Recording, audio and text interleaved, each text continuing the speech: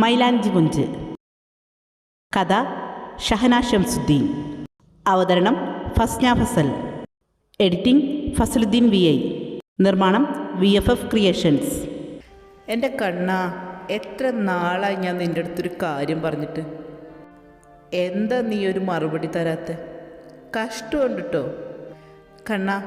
അത്രയ്ക്ക് ഇഷ്ടമായോണ്ടല്ലേ എന്നും രാവിലെ കുളിച്ചൊരുങ്ങി ഇവിടെ വരുന്നത് തന്നെ നിന്നെ ഒരു നോക്ക് കാണാനല്ലേ കണ്ണാ. ഒരു ബുദ്ധിമുട്ടായി ഞാൻ ഇനി വരില്ല.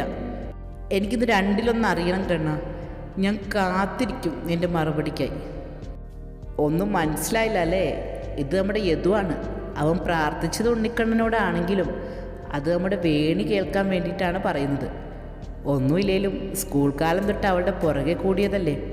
എന്നും രാവിലെ ഇവിടെ എത്തുന്നതും അവളെ കാണാൻ വേണ്ടി മാത്രമാണ്. യദു ഇടം കണ്ണാലെ വേണിയെ നോക്കി. കണ്ണാ. ആ കണ്ണാ വിളി ഇച്ചിരി ഉച്ചത്തിലായിപ്പോയി. ഡോ, നിന്റെ വിളി കേട്ട് കണ്ണൻ ഇറങ്ങി ഓടുമല്ലോ. എൻ്റെ തിരുമേനി, ഞാൻ കാരണം കണ്ണനെങ്ങും പോകണ്ട, ഞാൻ പോയിക്കോളാം. എന്നാലും എന്നോട് ചതി വേണ്ടായിരുന്നു. ഏതൊരു സങ്കടത്തോടെ വണ്ടിക്കരികിലേക്ക് പോയി. വേണി പതിയെ കണ്ണുകൾ തുറന്നു. കണ്ണാ, നിനക്കറിയാലോ യദുവേട്ടൻ എനിക്ക് ജീവനാണെന്ന്. പക്ഷേ എന്തോ തുറന്നു പറയാനൊരു പേടി. ഞാൻ എന്ത് ചെയ്യാനാ? നീ തന്നെ ഒരു മറുപടി താ കണ്ണാ. ഉണ്ണിക്കണ്ണനോട് പ്രാർത്ഥിച്ചു വേണി പുറത്തേക്കിറങ്ങി. യദു തൻ്റെ ബൈക്കിൽ ചാരി നിൽക്കുകയായിരുന്നു. യദുവിനെ കടന്ന് വേണി പോവാൻ തുനിഞ്ഞപ്പോൾ യദു വിളിച്ചു, വേണി. അവൾ അവിടെ നിന്നു. യദു അവളുടെ അടുത്തേക്ക് നടന്നെടുത്തു. വേണി, ഞാൻ പലവട്ടം തന്നോട് എൻ്റെ ഇഷ്ടം തുറന്നു പറഞ്ഞിട്ടുണ്ട്. താൻ എനിക്ക് ഇതുവരെയായിട്ടും ഒരു മറുപടിയും തന്നിട്ടില്ല. ഇന്നെങ്കിലും ഒരു മറുപടി തന്നൂടെ? കുറേ ആയില്ലേ ഞാനിങ്ങനെ നടക്കുന്നു. തനിക്കൊന്നും പറയാനില്ല അല്ലേ? വേണ്ട, ശല്യപ്പെടുത്തിയതിനൊക്കെ സോറി കേട്ടോ. ഇനി തനിക്കൊരു ബുദ്ധിമുട്ടായി ഞാൻ വരില്ല. പോവാ. യദു സങ്കടത്തോടെ തൻ്റെ വണ്ടിയിൽ കയറിയിരുന്നു. വണ്ടി സ്റ്റാർട്ട് ചെയ്തു. അതെ, ഒന്ന് നിന്ന്. യദു തിരിഞ്ഞു നോക്കി. വേണി അവൻ്റെ അടുത്തേക്ക് നടന്നെടുത്തു. അവൻ വണ്ടി ഓഫ് ചെയ്തു. തൻ്റെ കയ്യിലെ ഇലച്ചീന്തിലെ ചന്ദനം വണ്ടിയുടെ മുന്നിൽ ചാർത്തി. എന്നിട്ട് യദുവിനോട് ചേർന്ന് നിന്ന് അവൻ്റെ നെറ്റിയിലും കുറി വരച്ചു. ഇതൊക്കെ കണ്ട് കണ്ണും തള്ളി നിൽക്കുന്ന യദുവിനോട് അവൾ പറഞ്ഞു, നാളെ മുതൽ ആ ഇടവഴിയിൽ നിന്നാൽ മതി. ഞാൻ വന്നിട്ട് നമുക്ക് ഒന്നിച്ച് തൊഴാം. എന്തോന്ന്? കുന്തം. പിന്നെ ഇനി എങ്ങാനും ആ ബസ് സ്റ്റോപ്പിൽ വായും പൊളിച്ച് നിന്ന വിവരം അറിയും കേട്ടല്ലോ. എന്നെ വെറുതെ കൊലപാതകയാക്കരുത്. അതും പറഞ്ഞ് വേണി മുന്നോട്ട് നടന്നു. അപ്പോഴാണ് യദുവിന് സ്വബോധം വന്നത്. ഇവിടെ എന്താ ഇപ്പം സംഭവിച്ചേ? അവൾക്കെന്നെ ഇഷ്ടമാണോ? ആ വേണി, താൻ എന്താ പറഞ്ഞേ? തനിക്കെന്നെ ഇഷ്ടമാണോ? വേണി ചിരിച്ചോണ്ട് നടന്നകന്നു. കണ്ണാ, നീ ആള് കൊള്ളാലോ. ഐ ലവ് യു കണ്ണാ. നീ വേറെ ലെവലാണ് മുത്തേ. സോയും തബുവും വണ്ടി പാർക്ക് ചെയ്ത് മുന്നോട്ട് നടന്നു. നിഷുവും ശ്രീയും കൂടെ ഉണ്ടായിരുന്നു. തബുവും സോയയും നിഷുവും അവരുടെ കണ്ണുകൾ കൊണ്ട് ആരൊക്കെയോ തേടുകയായിരുന്നു. ശ്രീകുട്ടി ശ്രീനിഷുമായി പൊരിഞ്ഞ ചാറ്റിങ്. തബുവിൻ്റെ കണ്ണുകൾ താൻ തേടിയ ഇണയെ കണ്ട സന്തോഷത്തിലൊന്ന് വിടർന്നു. ഫഹദ് സ്റ്റാഫ് റൂമിൽ നിൽക്കുമ്പോഴാണ് തബുവിനെ കാണുന്നത്. അവൻ പുറത്തിറങ്ങി തബുവിനെ ചിരിച്ചു കാണിച്ചു. തബുവും നിറഞ്ഞൊരു പുഞ്ചിരി അവനായി സമ്മാനിച്ചു. ഫഹദ് സാറിനെ ആരോ സ്റ്റാഫ് റൂമിൽ വിളിച്ചുകൊണ്ട് അവൻ കയറിപ്പോയി. സോയ യാസിയയും നിഷു ഇച്ചായനെയും നോക്കി നടന്നു. വാഗമര ചുവട്ടിൽ നിജുവും അമ്മുവും ഇച്ചായനും യദുവും അമ്പുവും ഇരുന്ന് കത്തിയടിക്കുകയാണ്.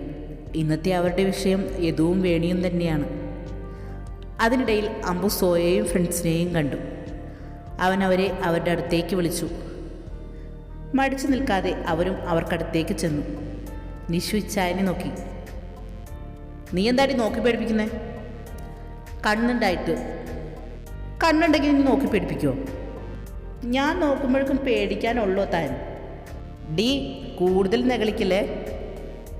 ദേ, ഡി പോടിന്നൊക്കെ വിളിക്കാൻ തൻ്റെ ഭാര്യയൊന്നുമല്ലല്ലോ ഞാൻ. ഭാര്യയാക്കാൻ പറ്റിയ മുതൽ. ഒന്ന് നിർത്തുന്നുണ്ടോ? ഇച്ചായ, ഇക്ക് വന്നില്ലേ? തബു ചോദിച്ചതും സോയ പ്രതീക്ഷയോടെ ഇച്ചായനെ നോക്കി. അപ്പോഴേക്കും ഗേറ്റ് കടന്നു വരുന്ന ബുള്ളറ്റിൻ്റെ കാതടപ്പിക്കുന്ന സൗണ്ട് അവിടെ ആകെ മുഴങ്ങിക്കേട്ടു. ദാ വന്നു നിന്റെ കോക്ക്. ഇച്ചായ വേണ്ട കേട്ടോ. ഓ, ഞാനൊന്നും പറഞ്ഞില്ലേ. യാസി വണ്ടി പാർക്ക് ചെയ്ത് ഹൈറൂൻ്റെ കൂടെ ചിരിച്ച് വർത്തമാനം പറഞ്ഞ് അവർക്കരികിലെത്തി. എന്ത് ചേർച്ചയെ നിജുച്ച അവർ തമ്മിൽ? അമ്മ പറഞ്ഞു. ശരിയാ അന്നമ്മ പറഞ്ഞ്, എന്നാ മുടിഞ്ഞ ലുക്ക പഠിച്ചോനെ. അമ്പുവിൻ്റെ വകയും കമൻ്റ് എത്തി. സോയ അവരെ തന്നെ നോക്കി നിന്നു. ബ്ലൂ കളർ ഷർട്ടും ക്രീം ജീൻസും ഇട്ട് യാസിയും, ബ്ലൂ ടോപ്പും ക്രീം ജീൻസും ആഷ് സ്കാർഫും ഇട്ട് ഹൈറു. സോയയുടെ കണ്ണുകൾ ഇപ്പം പുറത്ത് ചാടുമെന്ന രീതിയിലാണുള്ളത്. നിങ്ങളെന്തായിരുന്നു ഒരേ കളർ ഡ്രസ്സ്? അത് തബു, യാസിക്കാക്ക് ഒരേ നിർബന്ധം ഞാനിന്ന് ഇതിടണമെന്ന്. പിന്നെ ഇക്കാട് സന്തോഷങ്ങളാണ് എനിക്ക് വലുത്. ഹൈറു ഇടം കണ്ടിട്ട് സോയയെ നോക്കി തെല്ലൊരു നാണത്തോടെ പറഞ്ഞു. അല്ലേലും അത് കലക്കി. നമ്മൾ ഇഷ്ടപ്പെടുന്നവരുടെ സന്തോഷമാണ് നമുക്ക് വലുത്. യാസി തൻ്റെ കൂളിംഗ് ഗ്ലാസ്സിലൂടെ സോയയുടെ കണ്ണുകൾ നിറയുന്നത് കാണുന്നുണ്ടായിരുന്നു. അവൻ തിരിച്ചറിയുകയായിരുന്നു അവൾക്ക് അവനോടുള്ള സ്നേഹം. ഇവിടെ വായി നോക്കി നിൽക്കാതെ നിങ്ങൾ വരുന്നുണ്ടോ? സോയ നിറഞ്ഞ കണ്ണുകൾ ആരും കാണാതിരിക്കാൻ ക്ലാസ്സിലേക്ക് നടന്നു. ഇവൾക്ക് എന്തുറ്റി? അതേ ശ്രീ, ഇടയ്ക്കൊക്കെ ആ ഫോണിൽ നിന്ന് തല ഉയർത്തി ചുറ്റും നോക്കണം. എന്നാലേ ചുറ്റും നടക്കുന്ന എന്താണെന്ന് അറിയാൻ പറ്റൂ. നിനക്ക് കുശുമ്പാണല്ലേടാ കുമ്പു. ഒന്ന് പോടി ഫോൺ പിശാശേ.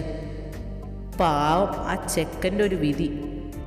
അവൻ്റെ ഒരു വിരലിപ്പോൾ തേഞ്ഞു തീർന്നിട്ടുണ്ടാവും. ഞാൻ സഹിച്ചു. സോയ പോകുന്നത് നോക്കി ഒരു കള്ളച്ചിരിയോടെ യാസി നിന്നു. നിനക്ക് ഞാൻ വച്ചിട്ടുണ്ടടി കുശുമ്പി. ഇച്ചാൻ യാസിയെ തട്ടി. എന്താടാ കള്ളക്കാമുക? ഒന്നുമില്ലടാ. ഞാൻ അപ്പോഴേ പറഞ്ഞില്ലേ സോയക്ക് നിന്നെ ഇഷ്ടമാണെന്ന്. സമ്മതിച്ചിരിക്കുന്നു നിന്നെ. ഇതുകൊണ്ടൊന്നും തീർന്നില്ല മോനെ, ഇനിയും ഉണ്ട് കളികൾ. ഹൈറു, ഇവൻ്റെ കാര്യം സെറ്റാക്കി. എനിക്കും ഒന്ന് ആരെങ്കിലും ഒന്ന് സെറ്റാക്കി താടി. അയ്യോടാ, എനിക്ക് ഊളംപാരയുള്ള അന്തേവാസികളെ അത്ര പരിചയമില്ല. ഇതിപ്പോടി കുരങ്ങി. അമ്പ് ബുക്ക് വെച്ച് ഹൈറൂനെ എറിഞ്ഞു.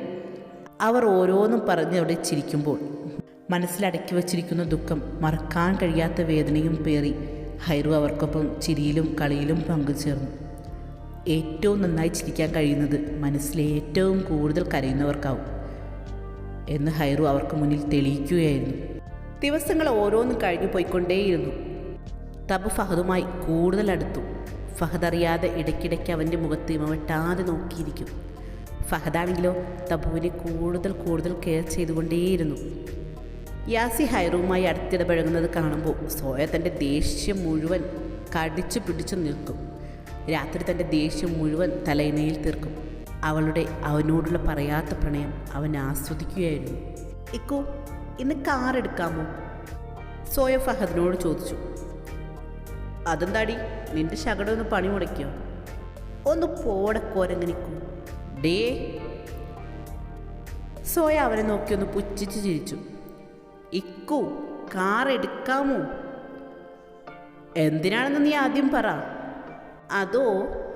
അതൊന്നുമില്ലേക്കു. ഇക്കുൻ്റെ കൂടെ കാറിൽ പോരാനൊരാഗ്രഹം. ഇതെന്തോ കൊനിഷ്ടാണല്ലോ. സത്യം പറഞ്ഞു, എന്താണ് ഇക്കുൻ്റെ സോയക്കുട്ടിക്കൊരു കള്ളലക്ഷണം? എനിക്കോ? നിനക്ക് തന്നെ. അതെ ഇക്കു, ഈ തബുവിനൊരു സാരി വേണമെന്ന്. സോയ കണ്ണടച്ച് കാണിച്ചു. എനിക്കോ? എപ്പോ? തബു കണ്ണും വീഴ്ച നിന്നു.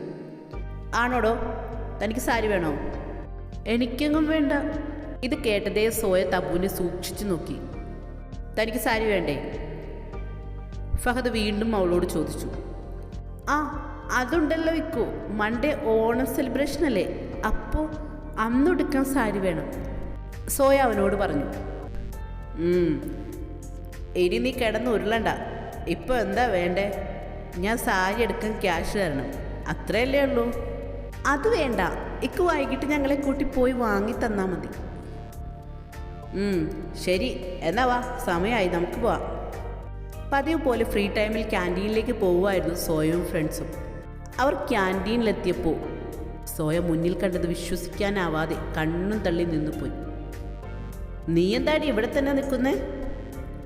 സോയയുടെ നോട്ടം കണ്ട അവരുടെ കൂട്ടുകാരും അങ്ങോട്ട് നോക്കി. തബു കണ്ണും തള്ളി നിന്നു. എടി, ഇങ്ങേരി ഇത്ര റൊമാൻറ്റിക്കാണോ? ശ്രീയുടെ ആയിരുന്നു ആ ചോദ്യം. ഒന്നും മിണ്ടാതിരടി, ഞാനിതൊന്ന് ആസ്വദിക്കട്ടെ. അവർ വന്നതൊന്നും അറിയാത്ത പോലെ ഇരുന്ന് ഹൈറുവിനെ തൻ്റെ അടുത്ത് ചേർത്തിരുത്തി ഐസ്ക്രീം വായിൽ വെച്ച് കൊടുക്കുകയായിരുന്നു യാസി. അവളുടെ ചുണ്ടിൽ പറ്റിയ ഐസ്ക്രീം അവൻ തൻ്റെ കൈയുടെ പുറം കൊണ്ട് തുടച്ചു കൊടുത്തു. ഹൈറു നാണം കൊണ്ട് തല താഴ്ത്തി. സോയയുടെ കണ്ണുകൾ നിറഞ്ഞൊഴുകുകയായിരുന്നു. അവൾ അവിടെ നിന്ന് വേഗം നടന്നകന്നു. ഇത് കണ്ട് യാസി അവളെ ഇടം കണ്ണിട്ട് നോക്കി ചിരിച്ചു. എടാ കള്ളക്കാമുക, മതിയടാ ആ കൊച്ചിനെ നോക്കിയത്, നിജു അവന് കേൾക്കാൻ മാത്രമായി പറഞ്ഞു. ശ്രീയും തബുവും നിഷുവും അവർക്കരികിലേക്ക് നടന്നെത്തി. അല്ല, എന്താ ഇപ്പം ഇവിടെ ഉണ്ടായേ? ശ്രീ ആരോടൊന്നില്ലാതെ ചോദിച്ചു. നിനക്ക് മനസ്സിലായില്ലേ ശ്രീ? നിഷു അവളുടെ തലക്കിട്ടൊരു തട്ടുകൊടുത്തു. ഹൈറുത്താൻ്റെ തിരക്കഥയിൽ ഇവിടെ ഒരു നാടകം അരങ്ങേറുകയല്ലേ? ഇതെവിടെ ചെന്ന് അവസാനിക്കുമാവോ? വൈകിട്ട് ക്ലാസ് കഴിഞ്ഞ് അവർ ഫഹദിൻ്റെ കൂടെ ഷോപ്പിങ്ങിന് പോയി. സോയ മൂഡ് ഓഫ് ആയിരുന്നു. സോയുട്ടി, എന്തായിക്കൂ, നിനക്കെന്താ പറ്റിയേ? ഏയ് ഒന്നുമില്ല, ഒരു തലവേദന, അത്രേ ഉള്ളൂ. സോയ എല്ലാത്തിൽ നിന്നും ഒഴിഞ്ഞു നിന്നു. തബുവാണ് സോയയ്ക്ക് വേണ്ടി ധാവണി സെലക്ട് ചെയ്തത്. തബു സെറ്റിൻ്റെ ഒരു സാരിയാണ് എടുത്തത്. പീച്ച് കളർ നെറ്റിൻ്റെ ബ്ലൗസ് സെലക്ട് ചെയ്തു. സ്റ്റിച്ചിങ്ങിനായി അടുത്ത ടൈലറിംഗ് ഷോപ്പിലേക്ക് കൊടുക്കാൻ ഫഹദ് അവരെ പറഞ്ഞയച്ചു. ഫഹദ് ജെൻസ് സെക്ഷനിൽ പോയി കസവും മുണ്ടും പീച്ച് കളർ ഷർട്ടും എടുത്തു. അത് അവർ കാണാതെ പാക്ക് ചെയ്ത് കാറിൽ കൊണ്ടുവച്ചു. അങ്ങനെ 2 ദിവസം പെട്ടെന്നങ്ങ് കടന്നുപോയി. സോയ ഇടയ്ക്കൊക്കെ യാസിയെ ഓർമ്മ വരും. അവൾ അറിയാതെ തന്നെ അവളുടെ കണ്ണുകൾ നിറഞ്ഞു. ഇന്നാണ് നമ്മുടെ ഓണം സെലിബ്രേഷൻ. ഫഹദ് രാവിലെ എന്തോ തിരക്കുണ്ടെന്ന് പറഞ്ഞ് രാവിലെ തന്നെ പോയി. സോയ ധാവണി ഉടുത്ത് സുന്ദരിയായി തബുവിന് വെയിറ്റ് ചെയ്യുകയാണ്. തബു സെറ്റ് സാരി ഉടുത്ത് ഭംഗിയായി സ്കാർഫ് ചെയ്ത് മൊഞ്ചത്തിയായി ഇറങ്ങി വരുന്നുണ്ട്. ഫഹദിൻ്റെ ഉമ്മ തബുവിൻ്റെ അടുത്ത് ചെന്നു. ഉമ്മയുടെ മോള് സുന്ദരിയായിട്ടുണ്ടല്ലോ. ഓ, ഇപ്പം നമ്മളെ ഒന്നും കണ്ണി പിടിക്കില്ലല്ലോ. പോടി കുശുമ്പി. തബു അവളെ കളിയാക്കി. സാരി ഉടുത്തതുകൊണ്ട് അവരെ കോളേജിൽ കൊണ്ടാക്കിയത് ഉപ്പയായിരുന്നു. അവർ ഗേറ്റ് കടന്ന് വന്നപ്പോഴേക്കും ബുള്ളറ്റിൻ്റെ സൗണ്ട് കേട്ടു. ശ്രീ സെറ്റ് സാരിയെ കൊടുത്ത് ഒരു അടിപൊളി ലുക്കിൽ എൻട്രി ചെയ്തു. അവൾ ഇന്ന് വന്നത് ശ്രീയുടെ കൂടെയാണ്. അപ്പോഴേക്കും നിഷുവും അവർക്കരികിലേക്കെത്തി. അവർ ഒന്നിച്ച് ചായൻ്റെ ടീമിൻ്റെ അടുത്തേക്ക് ചെന്ന് ശ്രീയെ അവർക്ക് പരിചയപ്പെടുത്തി. എൻ്റെ പൊന്നളിയ, നിങ്ങളെ ഒന്ന് കാണാതിരിക്കുമായിരുന്നു ഞങ്ങൾ. അതെന്താ? ശ്രീ ചോദിച്ചു. അത് ലോക തോൽവിയായി മുതലിനെ സഹിക്കുന്ന നിങ്ങൾക്കൊരു ഉപഹാരം തരാനാ. പോടാ അമ്പു കുമ്പു. തോൽവി എൻ്റെ കെട്ടിയോള് ശ്രേയ. ശ്രേയോ? അതാരാ? ഇച്ചായൻ ചോദിച്ചു. അയ്യോ, നിങ്ങൾക്കറിയില്ലേ? പൂച്ച കണ്ണടച്ച് പാലോടിച്ച് ആരും അറിയില്ലെന്നാ ചിലരുടെ വിചാരം. എല്ലാവരും അമ്പുവിനെ നോക്കി. നോക്കണ്ടടാ ഉണ്ണി, ഇത് ഞാനല്ല. ആരാടാ ശ്രേയ? ഡിജു അവനോട് ചോദിച്ചു. ഞാൻ പറയാം. ഫസ്റ്റ് BA ഒരു വെളുത്തും മെലിഞ്ഞ കുട്ടി. ശ്രീ വേഗം ചാടിപ്പറഞ്ഞു. നിനക്ക് മതിയായില്ല അല്ലേടി? ശ്രീകുട്ടി അവനെ നോക്കി ഒന്ന് ചിരിച്ചു കാണിച്ചു. അപ്പോൾ ഫ്രണ്ട്സ്, ഞാൻ പോവാം. പ്രോഗ്രാം കഴിയുമ്പോഴേക്കും ഞാൻ എത്താം. ഈ മുതലിനെ ഒന്ന് വീട്ടിലെത്തിക്കണ്ടേ? അളിയന് തിരക്കുണ്ടോ? ഇച്ചായൻ ചോദിച്ചു. ഇല്ല. എന്നാൽ ഈ പ്രോഗ്രാം കഴിഞ്ഞ് ഈ മുതലിനെ കൊണ്ട് തിരിച്ചു പോയാൽ പോരെ? ഇന്ന് ഞങ്ങൾക്കൊപ്പം കൂടാം. അത് വേണ്ട, നിങ്ങൾ അടിച്ചു പൊളി. അത് പറഞ്ഞാൽ പറ്റില്ല. അതെ, ഇന്നെങ്കിലും ഇവിടെ ഒരാളുടെ ഫോൺ റെസ്റ്റ് എടുക്കട്ടെ. അമ്പു ശ്രീയെ കളിയാക്കി. ശ്രീകുട്ടി അവനെ നോക്കിയൊന്ന് പേടിപ്പിച്ചു. എന്നാ ഓക്കെ. ഇച്ചായനും ഗ്യാങ്ങും റെഡ് ഷർട്ടും കസവും കൊണ്ടുമായിരുന്നു വേഷം. ശ്രീ റെഡ് ജുബ്ബയും. അവരുടെ സംസാരത്തിനിടയിലാണ് ഇച്ചായൻ ആ കാഴ്ച കണ്ടത്. ബുള്ളറ്റിൽ നേവി ബ്ലൂ സിൽക്ക് ഷർട്ടും കസവും മുണ്ടും ഉടുത്ത് കൂളിംഗ് ഗ്ലാസും വെച്ചത് യാസിയും, കസവ് സാരിയും നേവി ബ്ലൂ കളർ ബ്ലൗസും ഇട്ട് ഹൈറും വരുന്നത്. ആ കാഴ്ച സോയയുടെ സകല നിയന്ത്രണവും വിട്ടുപോകുന്നായിരുന്നു. അവൾ തബുവിൻ്റെ കയ്യിൽ മുറുകെ പിടിച്ചു. തുടരും.